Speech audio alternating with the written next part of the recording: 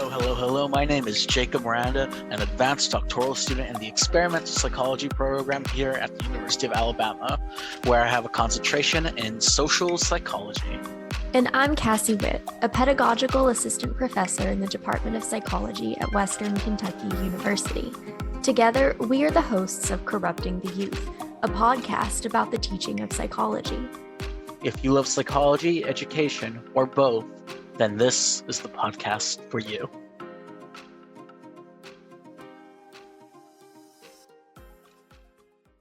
And hello, beautiful people. Welcome back to season 2 of Corrupting the Youth. I have high energy because I'm desperately remembering how we do introductions in these podcast episodes. It's been a hot minute since season 1 wrapped up. Yeah, I feel like this is one of those skills where it's like, if you don't use it, you lose it.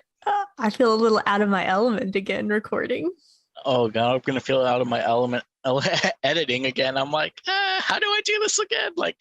Honestly, though, that's the hardest part. Mm-hmm. But hey, in our defense, the semester had ended. It was the summer and things got pretty busy pretty quickly. For me, I had to go see family and start preparing for a new summer class I never taught.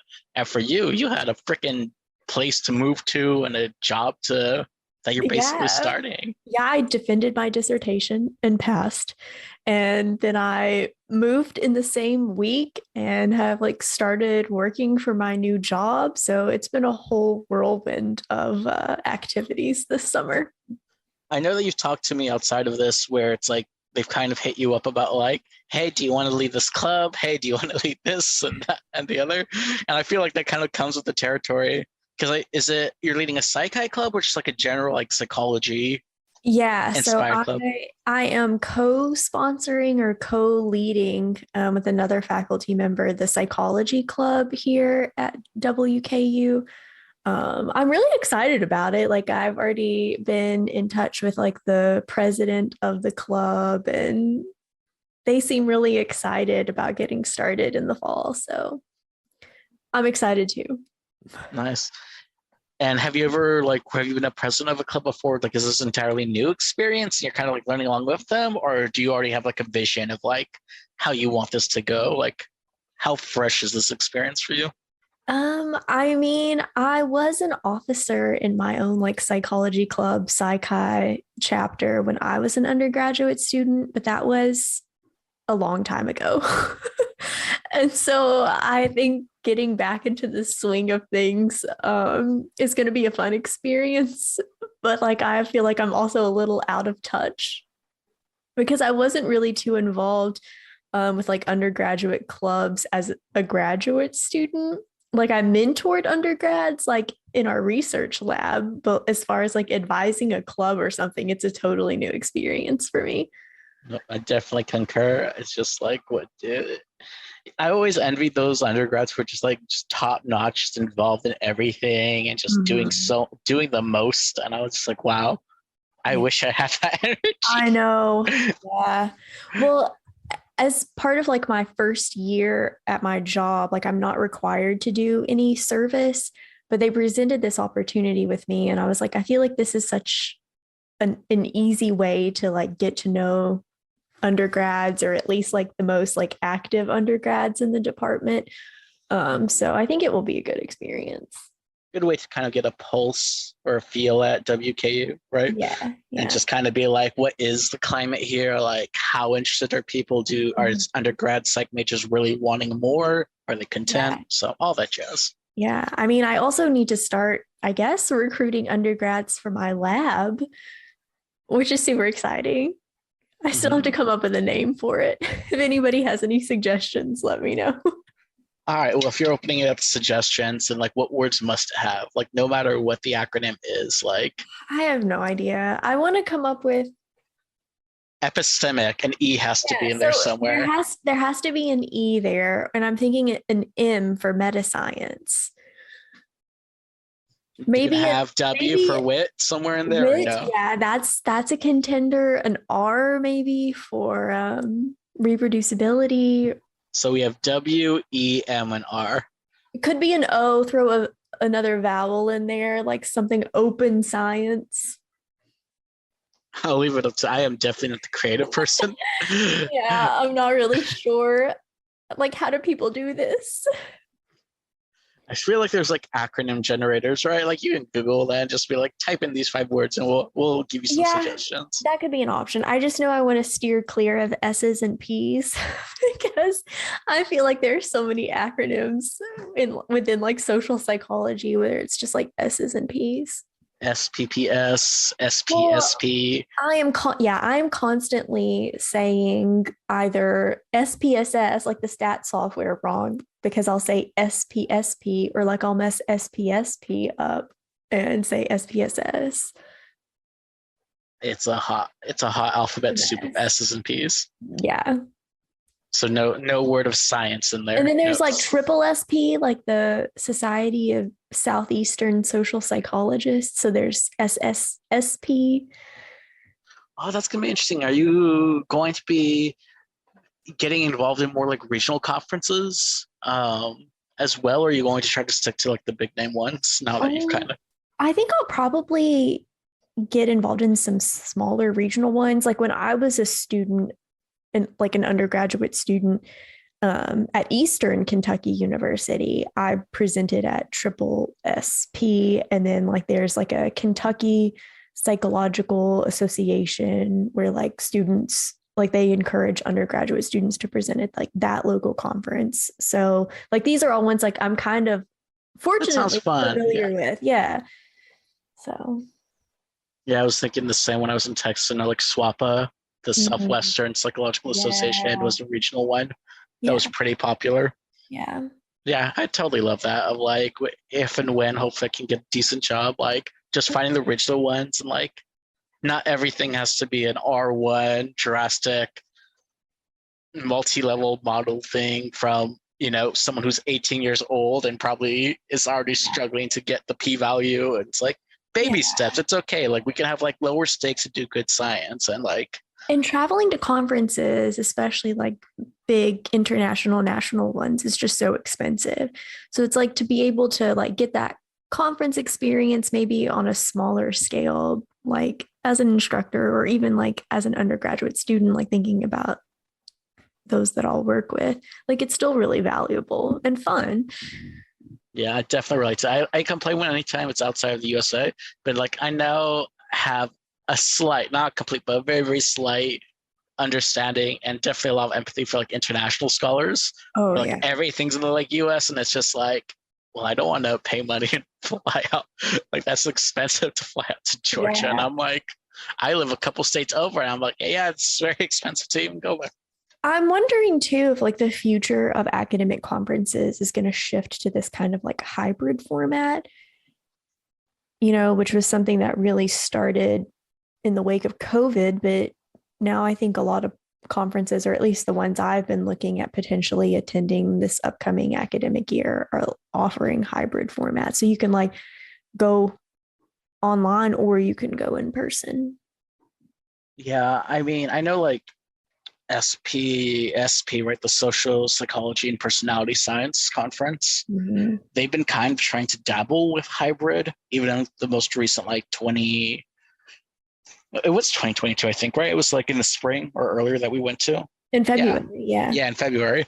Um, it's kind of been a miss so far. But Yeah. like I know like they've been trying to do that because there's definitely people who now enjoy the online parts of it, especially if they can't make it. But I just also don't see like the in-person ever leaving. Yeah. So like I think hybrid's going to be the new norm, Yeah. whereas it used to be only in person Mhm. exclusively. Yeah. And like, I don't think going online is the same, but you still get access to like a lot of materials and talks and things. And for people who are international who want to come, or like even in the US, but like can't really afford it, like at least there is that option. Mm-hmm. I mean, I just think conferences in general need to be reorganized of how the time is spent. Mm-hmm. And I feel like if that larger issue was taken into account, then like online would also be more worthwhile or easier to do. Yeah. Because like as it stands, it feels like everything's a lightning talk, even when they're Yeah. not. And obviously some of them are literally deemed lightning talks, but I it's know. like regular presentations just don't feel sometimes I feel like they miss their mark, or like what are supposed to be discussions or like networking opportunities is just getting lectured at. Yeah. And so like even an online format where you're like typing in questions and you're trying to inquire, like they're not even having time to respond to live audience questions, much less online ones. So that feels kind of like, but yeah, Cassie, one of these days, maybe not this episode, but we're going to have just like a job talk episode where you give us all your sound advice. And I'm definitely going to be taking out a pen and paper and taking notes because I'm scared. I'm terrified. I feel like now that I'm stepping up to the platform and I'm like looking at job listings, mind you, currently the time we're recording this is what, July 2022. And I know people have told me, you have told me, like, wait till September, wait till August, wait till those times where the school year starts. That's when job postings go. But even the ones that are available now, it just feels like I'm not qualified for like 99.9999% of them. It's just like, oh my God, I want to cry. I'm like, I mean, but like we had this conversation, like you're actually not qualified for a chunk of them because you're not a clinical psychologist. I know. That's why I'm just like, even if I want to, or like even like stretch it a little, when one of the prerequisites is, can you teach ABA therapy? I'm like, no, you can't do that. I'm not. I can teach many classes. I can learn to teach many classes. I think I would need a whole new degree. Don't stress out about those though. I mean, to me, like seeing all of those postings for clinical positions and being like, I'm not qualified, to me is the same thing as like looking for jobs for being a dentist. I'm also not qualified for that. You know, like it's not even, you're not even in that playing field. No, well, that's fine. Just still works. What hurts is that it's lumped in with the same positions, right? So like if there was a way to like click a check box and like remove all those positions and just only look at ones that were non-clinical, and at least the sites I do, they don't seem to have the functionality, but like, that'd be better. But like when you're like, oh, there are 500 job postings, and then it's like assistant professor of psychology, and then you click it and then you read the job description and it's like in clinical, I'm like, false hope, and then you do it again and again. To me, that's what kind of like, but I get what you're saying. If it's like yeah, it's just not within the realm of possibilities, right? Like I'm not going to be a psychiatrist. Well, at least not now. Never say never. Yeah. But I'm not prescribing medication right now. We're going to be a clinical worker, right? XYZ. But there are definitely things to do. There was one school though, and I feel like this season 2, I'm not sure if it's going to last just the fall, or we're going to do fall and spring for a whole entire season, like a whole academic year. But like season 2 is going to be the journey of Jacob down his anxiety well, just trying to, like, you know, every 2 weeks or every month, you're going to hear like an update of like how I'm doing. And I'm like, so this is the beginning. This is early anxiety. This is me still preparing like my job materials. I think if we have grad students who are listening though, like that can be really helpful, because when we had started this podcast, I had already gone off the job market. Like I'd already accepted a position, like signed a contract and everything. So I think like from the very beginning, like hearing your experiences as you like prep job materials, submit applications, go to interviews, like go through like the negotiation process, like that will be very helpful. I always teach an I like, hey, always negotiate. It's, you know, it can't hurt, right? And I feel like in the moment though, I'd be so happy just to get any job that I'd be like, yeah, no, screw the negotiations. If it's a tenured position that's teaching focused, you're just like, yes. You know what? C'est la vie. Don't want to scare them away. Even though I know that's not possible. I know it. That's how I was when I got the call that I was accepted into the program at Alabama. Like Alexa called me and was like, I'm offering you a spot in the lab. And I was just like, yes. Actually, I think that both you and I did do that, right? Yeah. Or it's just, she said that she just calls us randomly and how did the conversation go? I think it was the perception that like many faculty actually don't directly call a person when they're accepting. So there might be like an email or a formal I think email. It's usually like an email. Yeah. Yeah. But Alexa's the type of mentor who actually like directly calls you to, you know, you've been accepted. Yeah. Which I think. Yeah. her concern's like, oh, I don't want to pressure you to say yes or anything by calling. Like that's her worry. Mm-hmm. And I think both you and I, just without thinking, or at least I know for me, I was just like, yes, 100 times. I mean, I already knew. Yeah, I already knew. I was like, working with Alexa, that's my number one choice. Like, I remember that. So that was the first time she called me on her cell phone, right? And when I picked up and I'm like, hello, is this Alexa? She was wondering, I think I scared her a bit because she's like, how did you know? Right? Because she hadn't given me her number. Yeah. And I'm like, it's okay. I know the Tuscaloosa area zip code. Yeah. I love that story. Yeah. But one thing that's definitely been helping me, or one thing I'm currently working on right now, is the teaching dossier. Specifically, part of that is the teaching statement, which is pretty common upon job applications. And I think that for what you and I have been doing this summer, Cassie, like one of our side projects or side groups, if you will, outside this podcast. Yeah, I can't podcast. Listen, we're just the power couple, Cassie. I can't help myself. We are. But one of our side groups that we're in, and that's kind of been happening every year, where I took the mantle this year, but I know you've taken it in past years, is like a philosophy reading group, essentially, where a theme is usually picked for the summer. And there's usually like 3 or 4 meetings once a month, right? So like, I don't know, June, July, August, May, I think is the one before June, right? So May, June, July, August. And so in previous years, I think, like, what was the first topic when like I first came here my first year? I think you and Alexa were both in charge of the theme and the articles. Was it? It was like the psychology. Was it? Did we do gender? That was last year. Yeah, so, gender was last year. Yeah, so the first year that you were a part of it, it was like just generally epistemology.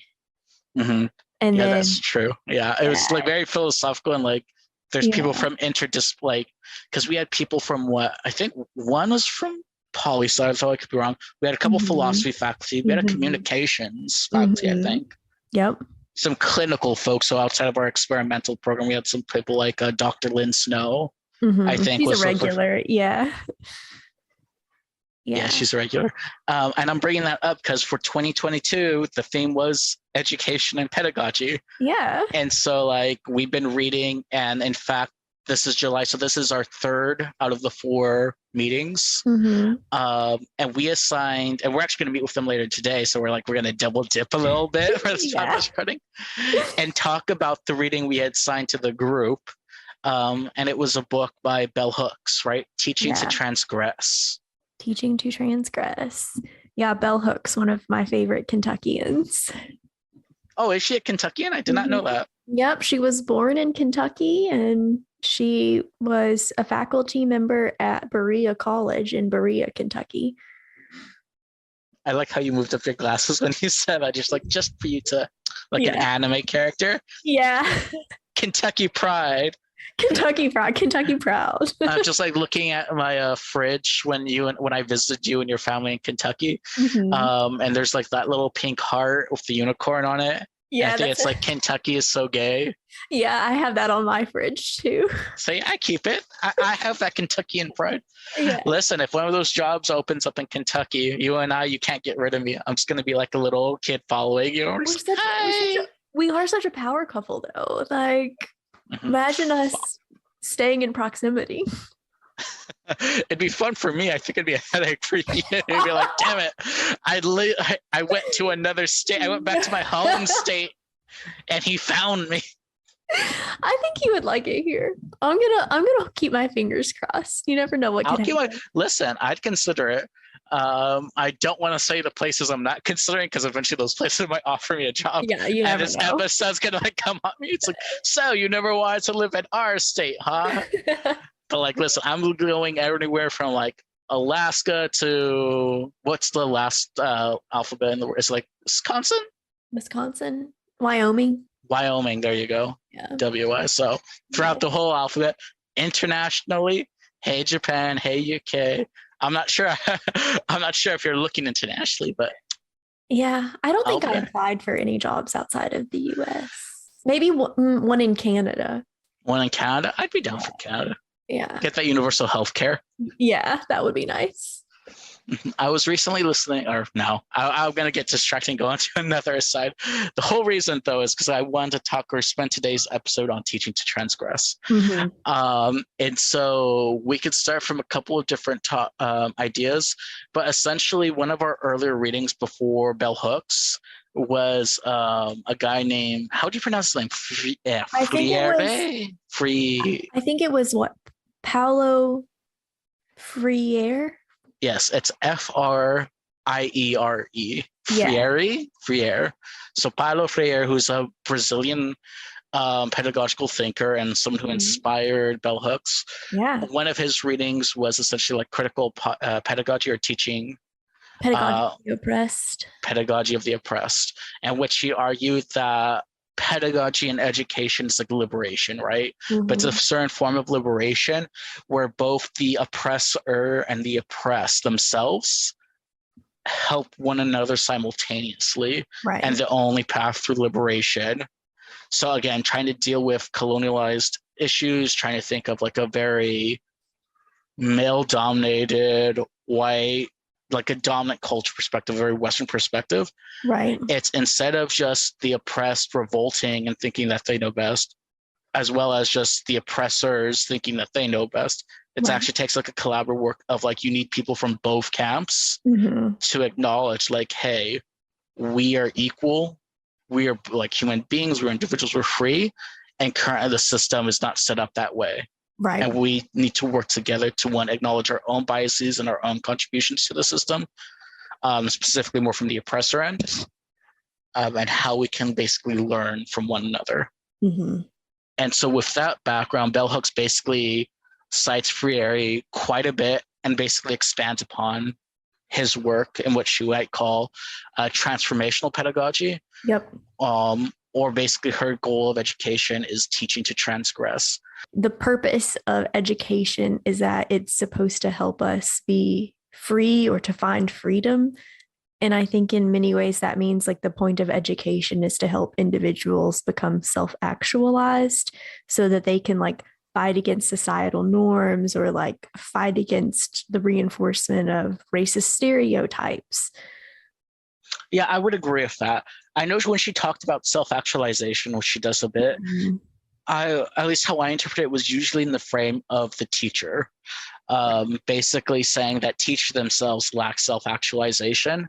And if they themselves lack self-actualizations, then they are then basically ineffective as teachers. They lack basic communication skills. Right. They're like drug addicts. She goes off on teachers quite a bit of just like her basically starting off from being very, very young and having at a predominantly Black school, Black teachers who told her to critically think, to challenge systems, that engaged her and excited her, to slowly going into desegregated schools or being forced to go into white schools, right? And learning that like instead of working on your mind, body, and spirit, right? It's like the kind of like this personalized type of education.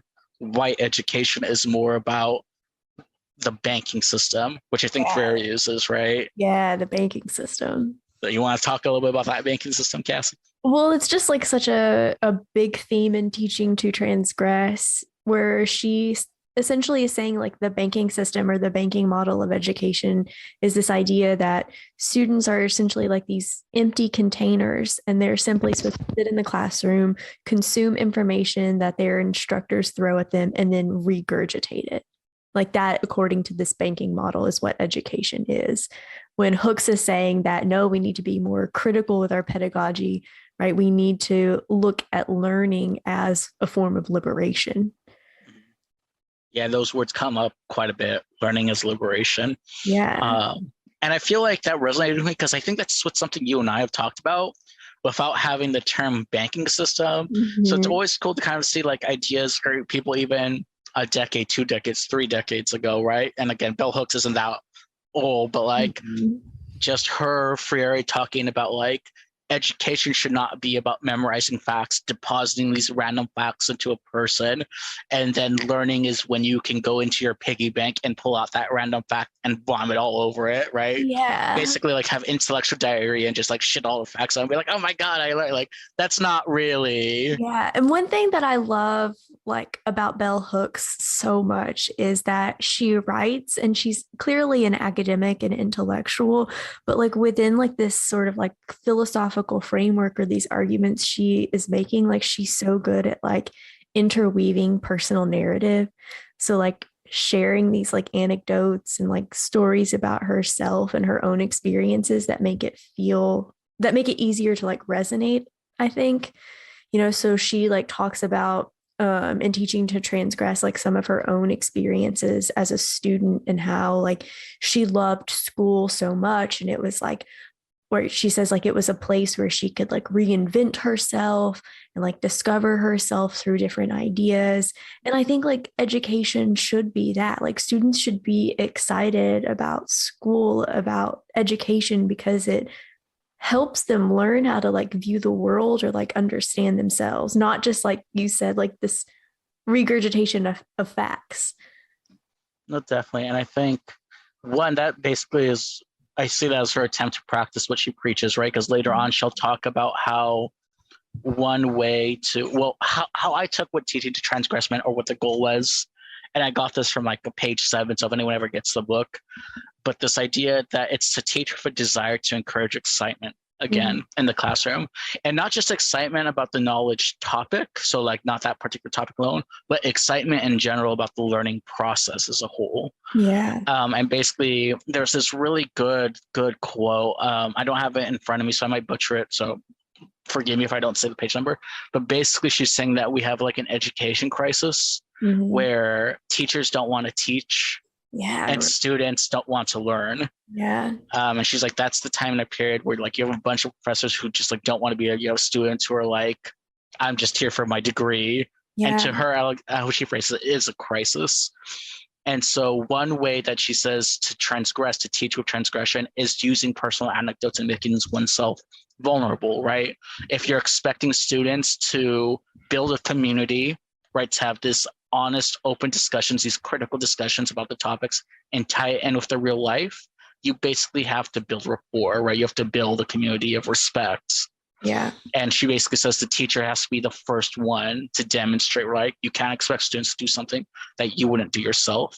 And she shares a lot of these intimate personal stories, and sometimes failings and sometimes negative thoughts about her students with us as a reader. Because I think I'm sure I see the parallels of her trying to be like, here's just who I am in the midst of her argument.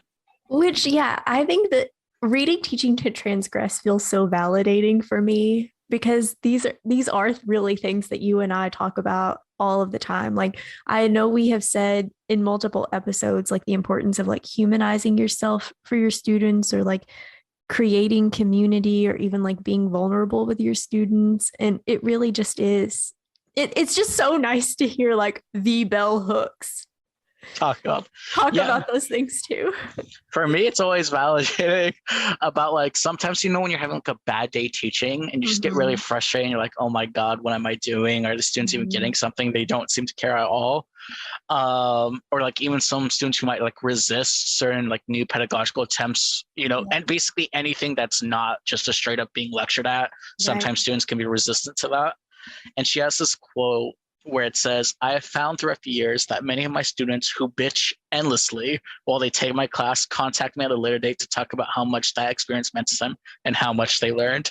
It's just like, that's kind of like, I'm not sure I read that. And she's just like, where even she has her like frustrations of just like in the moment of like, I'm trying really hard to make you critical thinkers, and I'm definitely not feeling appreciated in the moment.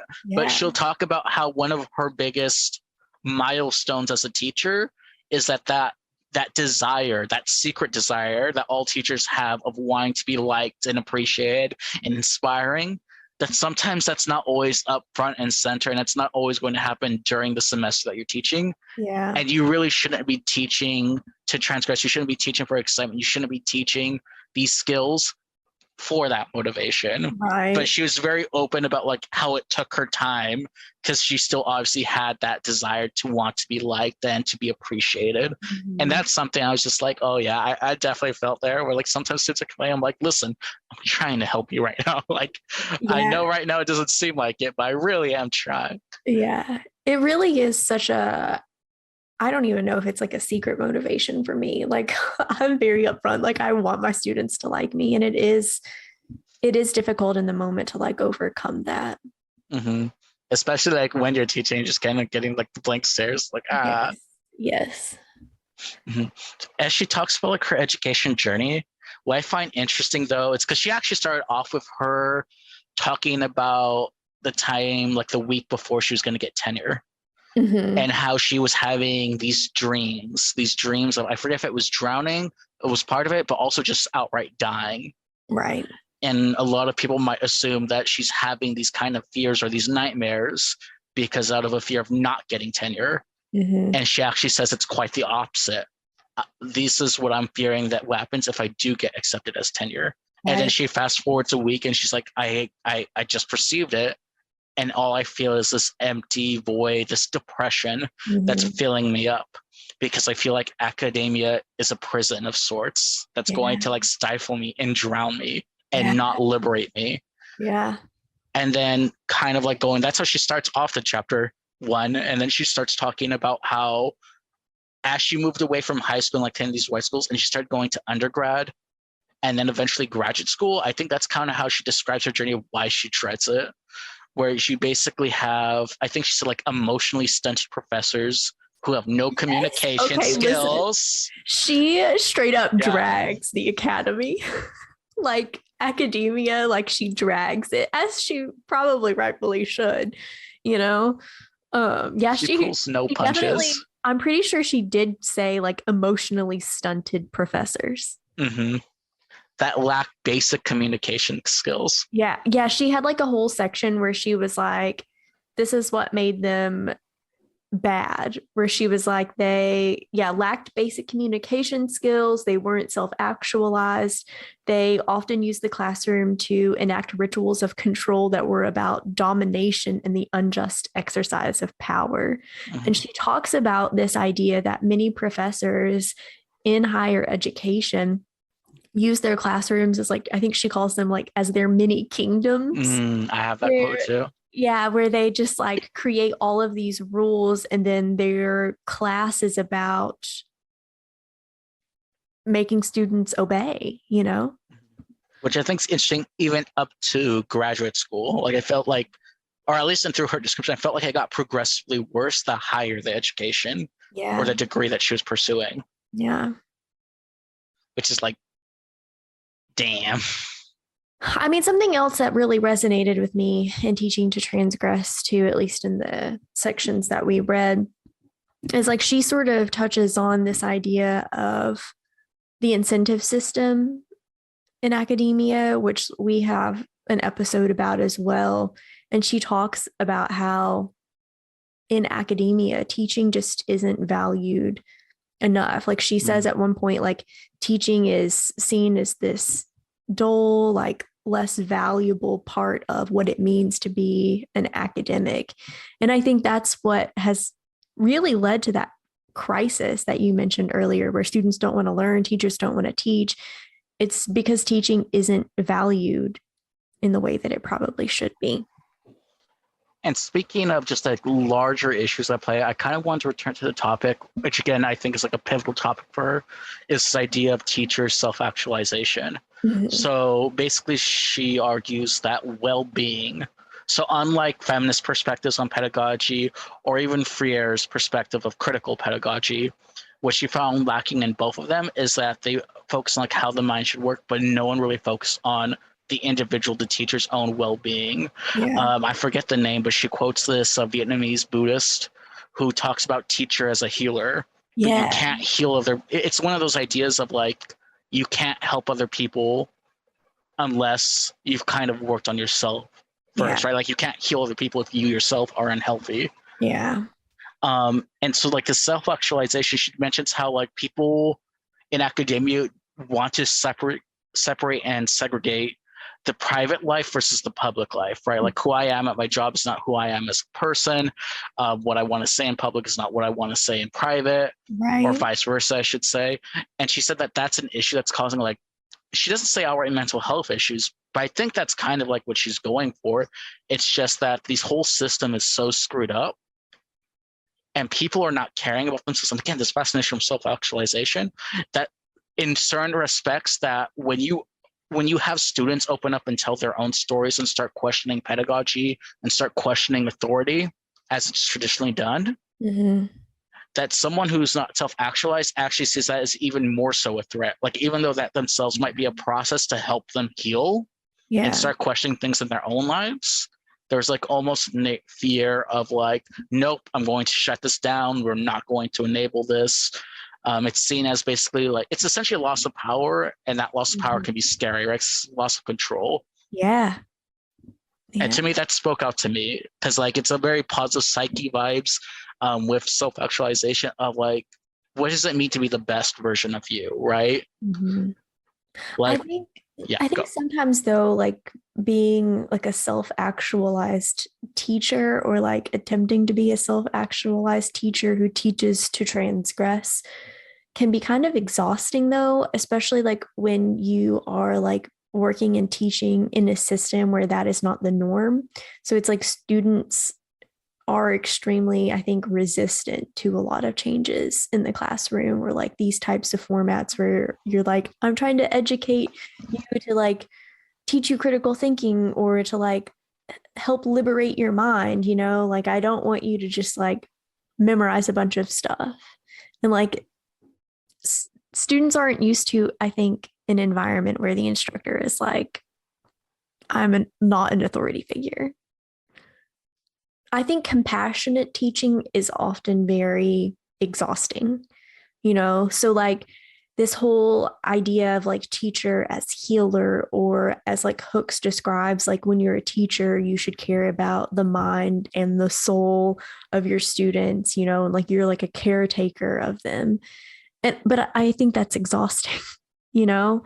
So I think it's important, you know, and I do in many ways, like this idea of like teacher as healer, like that idea resonates with me. But I also wonder, like, how do you kind of like balance like being the healer or being there for your students versus like being there for yourself? Because I think like when you're run down and when you're exhausted, like you aren't really the self-actualized best version of yourself.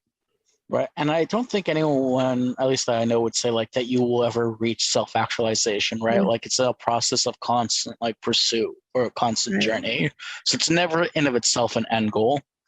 I would say what you made me think of was something she touches upon in later chapters, but I think she has a fear that teaching to transgress, especially if you come from like this more progressive perspective where everyone's saying we need to be multicultural, multi-ethnic, diversity type teaching. It's that she talked about the first time she actually entered a diverse classroom. So basically, you know, she's been teaching, I think she teaches English primarily, but it's predominantly white students. Right. And she said when she first entered a classroom where it wasn't all white and it was generally actually diverse, that she struggled immensely, and she actually faced the most struggles or pushbacks from those students compared to the majority of white students. And so like she reflects on this, how in order for pedagogy to work, it has to be adaptive to that unique classroom. And then if you come from a classroom that has multiple cultural backgrounds and you yourself haven't put in the work to understand those cultures, to adapt to those cultures, to carry your teaching to that classroom, then that can scare people away. And basically she marks about how a young faculty or junior faculty were early in her career very gung-ho about cultural diversity, and we're going to bring diversity into the classroom, and we're going to bring diversity in teaching, which might seem similar to, you know, some institutions we've been at, right? It's definitely something similar to UCR, to my master's program, to here in the UA program, right? Like, how do we include diversity in our teaching?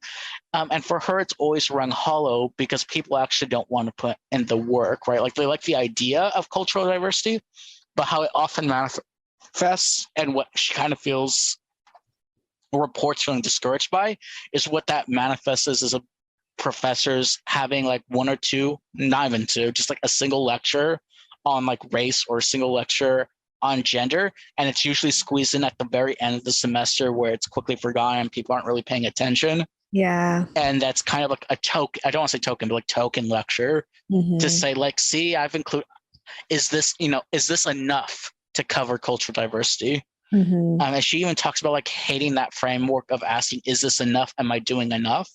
Yeah. Because like enough is never enough. Like if you're framing the question of like, what's the least amount of work I can do, that's enough to meet some sort of arbitrary quota, then you miss the larger point of what it means to teach critically, to incorporate the isms into it.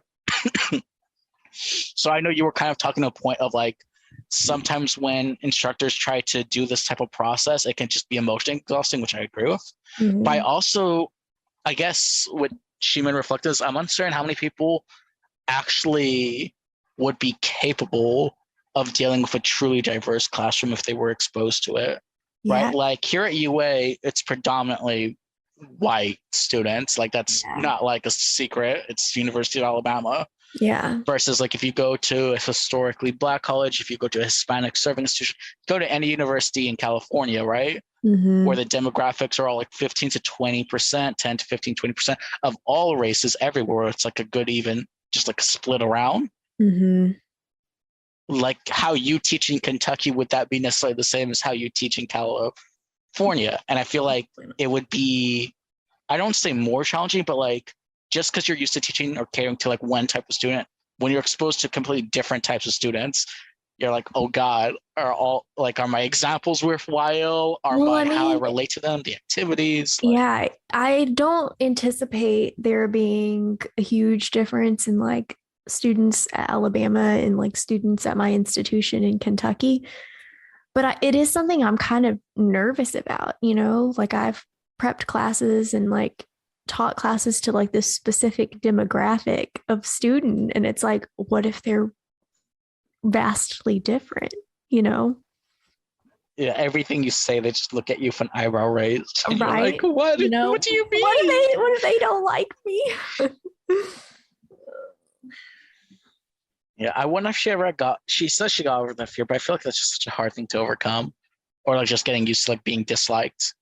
But having still faith in your own pedagogy to continue forward.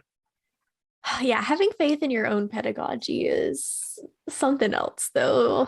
I feel like I'm still, which I guess I haven't been teaching that long, but like I still swing back and forth between like, oh, I'm so good at this, and like, oh, I'm the worst. Yeah, some days it just feels bad. Yeah, some days so you're just like, I have no idea what I'm doing. And what's worse yet is I have a bad assessment or barometer of that, because sometimes I feel like on the worst days I perform are some of the lectures they love the most. And I'm like, this wasn't a good lecture. Like, you all don't know behind the scenes.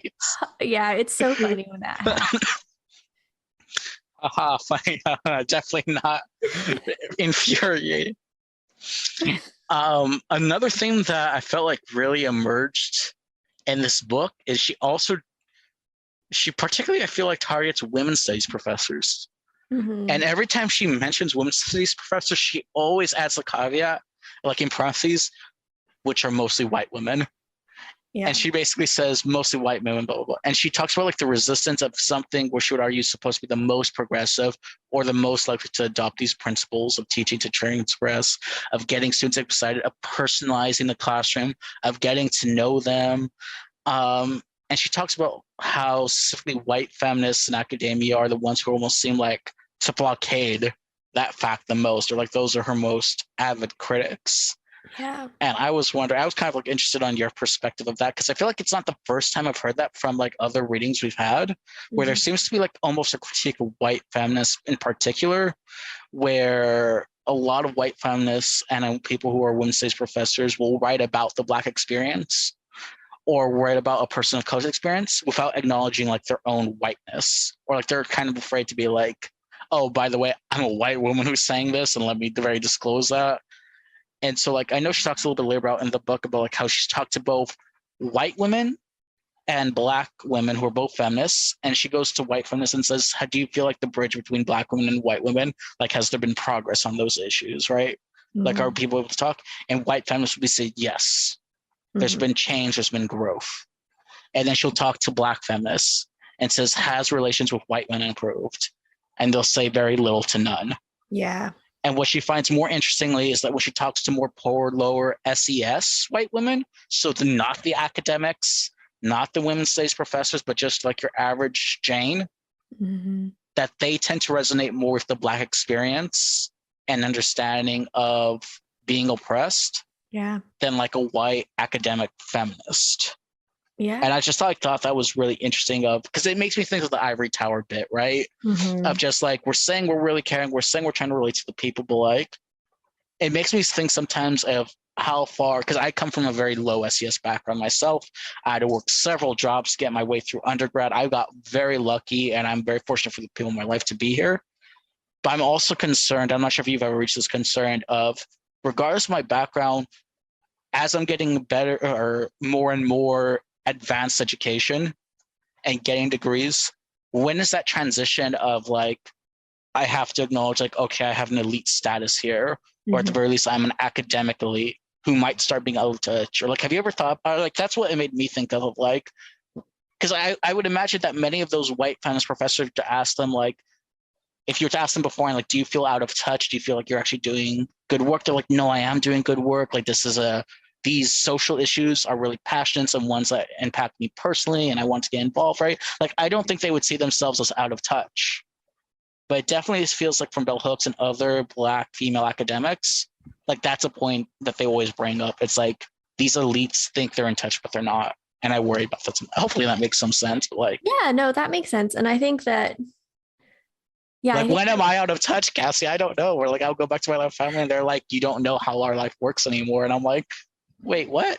Like, yeah. It's like, how do you not lose that perspective? I guess you have to be like really cognizant of it and like active and like engaging with other people so that, you know, you don't lose touch, you know? So it's like, but I don't know. There have to be, I'm sure, like the way she describes it, at least like in these women's studies departments, like there were like Black women also working in that department. And it's like, you have to be open to like what they are saying their experience is, you know? So like clearly like that was a case where they were not.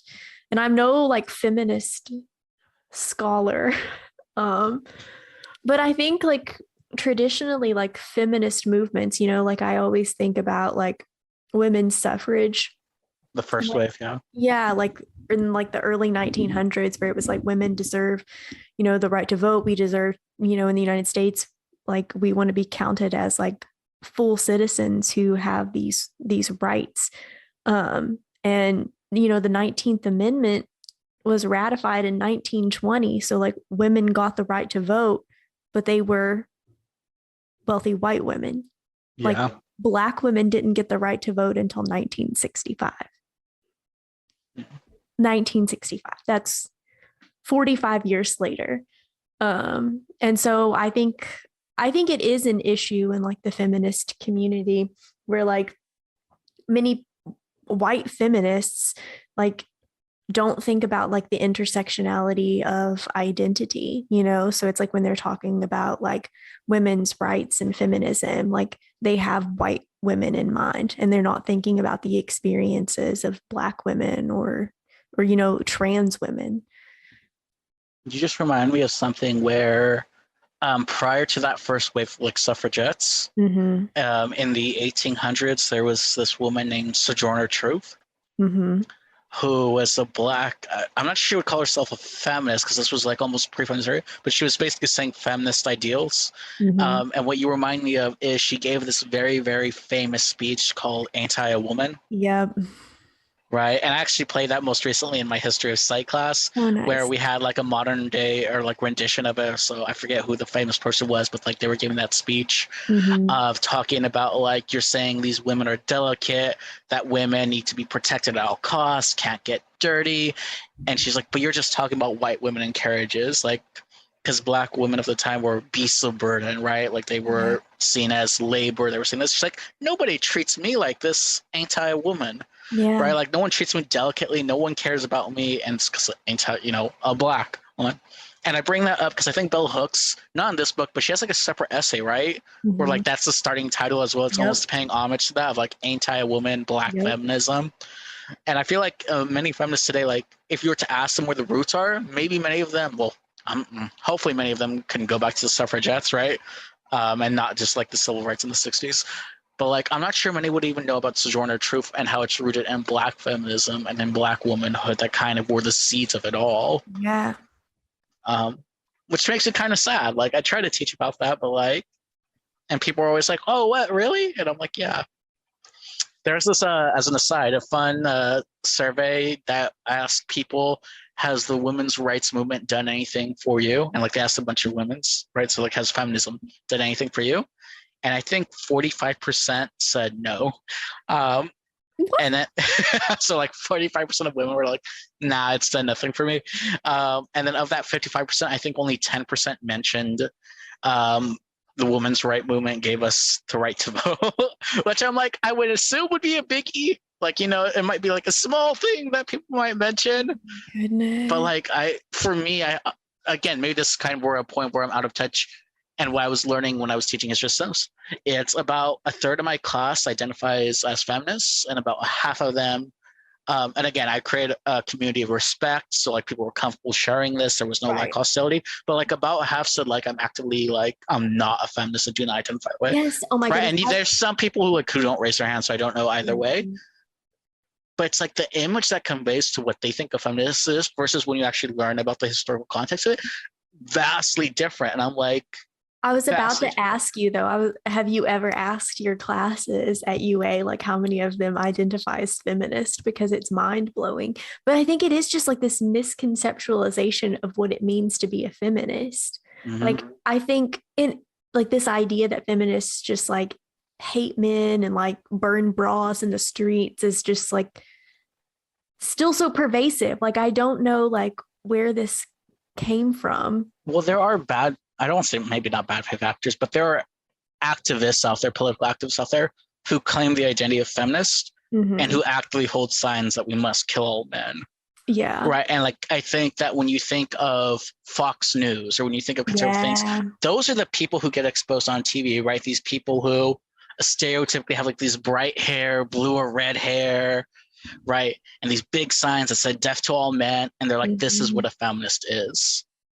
And if that's what your family's told you what feminism is, and you generally believe like men and women, right, are equal, deserve equal pay, all that, and you hear women are now superior to men, you might be like, feminism sounds awful.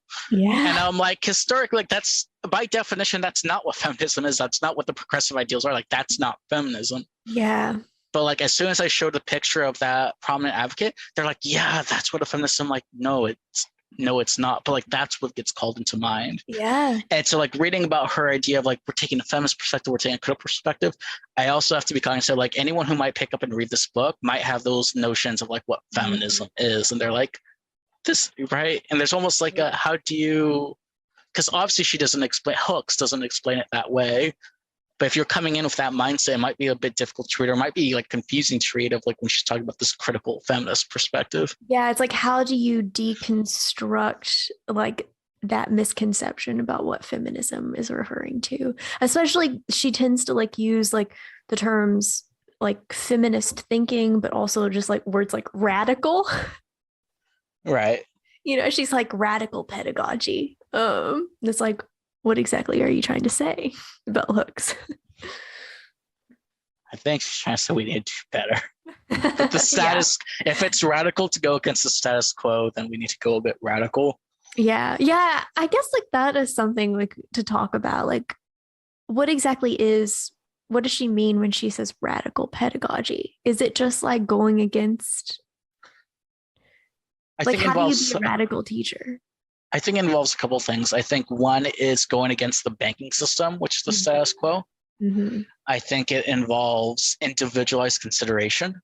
Yeah. So she really talks about getting to know students at a personal, and I think she used the word intimate quite a bit. Like you need to get to know them at an intimate level, know them for who they are. Right. As well as avoiding like cookie cutter.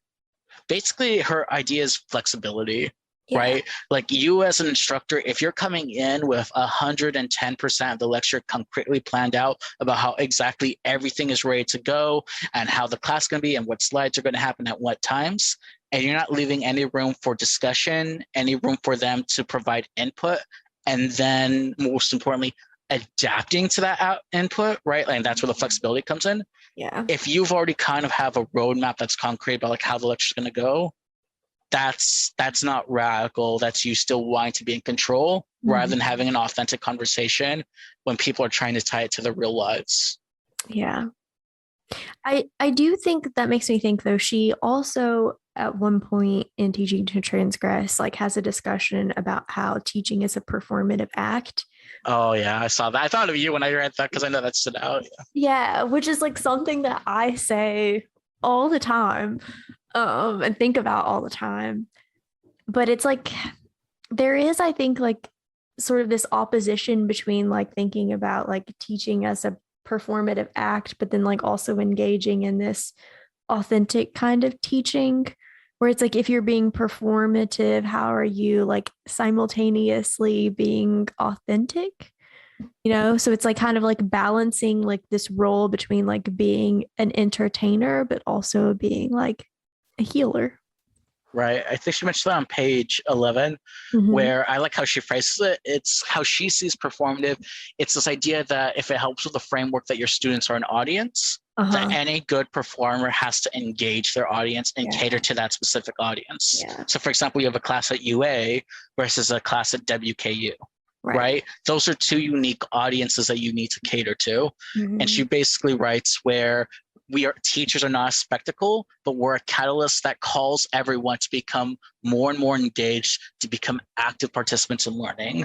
So it's almost like a performance that's improv that involves the audience to come on board rather than how she phrases a spectacle, right? You're not just a performer who's performing and edutainment and getting people to laugh. But you're someone who's like going to audience and bringing them onto stage and then having them have the spotlight and encouraging that and making it that type of way. I like that. At least how I think about it or I like how she phrased the performative aspect of that because she tries to be very clear. Like it's not just you're just not a show, right? You're not like a ticket people show up to. Yeah, it's not like you're some like form of like what's the thing the kids talk about all the time now, like parasocial relationships. I like how you're saying the kids as if you yourself done it. You and I have talked about parasocial relationships. Yeah. Well, what I'm saying is like in the classroom, it's not like a parasocial relationship, right? You're like actually like they're engaged with your students. Like it can be a two-way relationship. To me, that's what makes it even more interesting. So it was outside of our chapter readings, but like it was chapter 13 out of 14. And I can probably pull up the PDF so I don't make a fool of myself, but it's something along the lines of like eros, I don't know the term you want to, and eroticism in the classroom. Yeah. And so like she talks about intimate, but also like intimate with like students of like openly loving students and declaring love for students and having students openly declare love for the teachers as well and making that the norm, which I thought was a little bit more like, I was like, oh, well. And she basically talks about how that's taboo, right? Or it falls under suspicion, especially nowadays we have telling, where like if you have students saying like how they love their teacher, or if you have a teacher go up to students like, I love having you as a student, I love enjoying this idea of like love, of this passion, of this kind of that intimate nature. Like there's a lot of institutional barriers that kind of want to like put a wall, right? Of like you're a teacher. At what point does that become like taboo though? Because I think about. That's a good question. I don't think she fully answers. Yeah. Well, like I have friends who are elementary school teachers and they're constantly like, oh, I love my students. Their students are constantly like, oh, I love Miss So-and-so. Oh, that's true. Yeah. And it's like, at what point does like that building that kind of relationship suddenly become a no-no? I feel like that starts hitting around like middle school, high school. Yeah. Right? Like middle school's angst and then high school's like high school teachers stay with how does she phrase it? understanding that eros is a force that enhances our overall effort to be self-actualizing, that can provide an epistemological grounding informing how we know what we know, enables both professors and students to use that energy in a classroom setting to invigorate discussion and excite the imagination. So she actually doesn't like back away down even from like sexual energy. Yeah. But like, and she basically says like, don't act on it, but like you could acknowledge it and basically use that libido-based energy. Damn. Yeah, I was just like, oh, she talks about this one student she had who, oh, what was his name? O'Neill LaRon Clark in 1987. We had a passionate teacher-student relationship. He was taller than 6 feet, and I remember the day he came to class late, came up to the front, picked me up, and whirled me around. The class laughed, and I called him a fool and laughed. But yeah, this idea of like students just like picking you up and swirling you around the classroom. Like, I feel like even for, Cassie, I feel like if a guy did that to you, you'd be like, oh, hell no. I mean, okay, so I don't know about students touching me, but that's like, yeah, see, like, so there's not, like I had a student. There's everything I'm comfortable with what Bell Hooks is saying, but like, like I had a student like put his hand on like the small of my back one time, and I was like, don't touch me. Pulls out a knife. She's like, yeah, so yeah, that's not for everybody, but yeah, because she references the movie The Dead Poet Society. Yeah. And basically she's like, that's lovely, but in the real world, that would be actively discouraged and frowned upon, of having a teacher that passionate of exciting the young boys about poetry and getting them to love and love life. She would be like, that's an administrative no. Like, you don't do that. You get sued. Yeah. Which I think also goes into like the systems we're working in. She's like, we have this idea, this romantic idea, this almost precious sacred value of what a teacher can and should be. Mm-hmm. But there are also like real world constraints upon that are hindering. Yeah. And I'm not, and I guess what I'm trying to figure out, like, are those constraints? Because I feel like she's making the arguments like those constraints are bad. Mm-hmm. And I guess my question is like, are they necessarily bad though? Like, because I guess I'm trying to guess at what those alternatives would be, right? Yeah. Where it's just like, I'm not sure. This is where the cynic in me comes out. And maybe Hooks would chastise me of like, no, we have to work towards it. It's okay. But that's where I start getting uncomfortable with kind of like what she advocates for. I don't know. It's an interesting idea. Mm-hmm. Well, to me, one of the most interesting ideas that she proposes is that the classroom isn't or shouldn't be a safe space necessarily. Because she talks about basically how when you're discussing critical ideas, when you're talking about colonialism, when you're talking about feminist perspectives, when you're talking about racism in the classroom, right? These very touchy topics, and you're trying to bring it in relevant to whatever your material is, like statistics and the eugenics movement. Right. History being primarily white males and women consistently being shut down throughout history and psychology. Right. Like when you bring up those topics along with whatever your content area is, you're probably going to get a reaction from students, right? Right. And if you're the instructor who's following core pedagogy, where you're constantly engaging students and not only just telling them about this information, but actively, again, as you're a performer, bringing them on stage and wanting to share and vocalize what they're feeling and what their thoughts and relating it to their personal life, that can be that you're going to get pushback.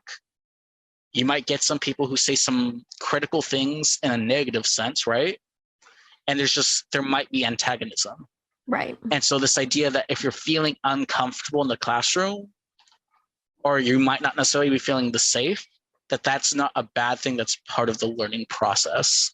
So that learning doesn't necessarily always doesn't happen in a safe space. It happens outside your comfort zone. I think is kind of what she's going for. I buy into that. Yeah. How she phrases it is kind of weird. It's like, do I believe in safe spaces? And she's like, no. Yeah. But she talks about the role. And I think I've talked about this for like building community or a community of respect. That seems to be her go-to. Like if you've done all the work to establish a personalized community where people trust one another, then they can trust one another when they start being antagonistic to not like attack one another. Yeah. But to be vulnerable and actually discuss that pain or discuss these topics in more sensitive light without going for the throat and tearing each other down, even though it might be uncomfortable and it might feel like, oh God, I feel awful, or like this makes me feel bad. Yeah. I mean, I often like use that just as like a personal gauge when I'm teaching things. Like sometimes I'm like, ooh, am I going to be uncomfortable like leading this discussion or like talking about these things in class? And like, to me, that means you probably should be talking about these things in class, But I can definitely see like instructors like shying away from certain topics or like discussion opportunities because they don't want to feel that way. Mm-hmm. And I think Hooks would go further. And I think would completely agree with you. It's the idea of being vulnerable again, right? Yeah. If you let them know that this topic makes you feel uncomfortable and you may not be the foremost world expert, again, I think about the psychology of gender class I taught, right? And when I'm talking about the female experience, in particular, like those heavier based lectures. Yeah. I mean, I can pretend that I know it all, or I could be vulnerable and be like, what do you like? It's basically building knowledge and growing along with your students, which I think we've talked about many times before. But again, it's validating to hear someone externally say that of like teachers are growing and learning too, right? Like students have their own knowledge base that you might not have access to. That is important. Yeah. And I think she makes and this will probably be my last point unless you have any more, but like something that stood out to me is that she's not like blind or ignorant to the fact that some students will abuse this personalized system, right? So she'll talk about how students will try to use the classroom as therapy, right? So rather than connecting the academic topics with the personal life, right? Like that would be the ideal goal, right? So it's not just academics, but there's a personal flair to it. Some students see this as an opportunity only to talk about the personal life and personal experiences and what they go through and want to share all their life stories without connecting it to any core academic topic, right? So it almost gets derailed by that. And she's like, that's kind of a dangerous thing that students will abuse that sometimes. And you have to learn how to like manage or guide students back, like connecting it to bigger themes or connecting it with the rest of the classroom rather than just like have a student take control or go out of control in like a personal because she basically highlights how like more and more students as she gets older are seeing therapists, and she's like, I don't think they want me as a therapist. I just think they want someone who actually cares about their teaching. Right. So she's like, just because you think that they're having mental health, they want to share the classroom, you can always guide them to a good resource. But your focus as a function as a teacher should always be a personalized space to learn. Not necessarily a personalized space to therapy. Yeah, that's a really good point. All right, well, thanks for having this discussion with me today, Jacob. I think Bell Hooks has a lot of great ideas, and I think this is probably going to be one in a series of podcast episodes that we record where we talk about some of her pedagogical ideas. I was going to say we can link the books. So it's actually part of a trio of books. So we were talking about teaching to transgress, education as the practice of freedom, but Bell Hooks has two others. So I think you mentioned the idea of like we can go into the other two in the series eventually. I think that'd be awesome. Yeah. So stay on the lookout for some more Bell's Hooks content. Did you just finger gun me? Like, this is an audio only podcast. We're not doing it. But yeah, she's a Dr. Cassie Murray Witt is I guess is signing us out. I hope you all enjoyed the podcast, enjoyed season 2, episode 1. Good to be back. Good to be back. And on that note, we're going to say goodbye. Beautiful people. See you in the next one. Peace. Hello again. We just want to thank you one more time for listening to Two Random Weirdos. If you want to listen to us ramble some more, we'll be posting episodes hopefully bi-weekly on both Apple Podcasts and Spotify. Fingers crossed.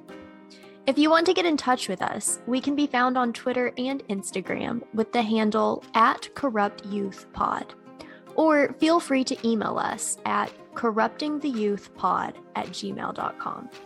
Thanks for listening and helping us spread the corruption. Bye. Bye.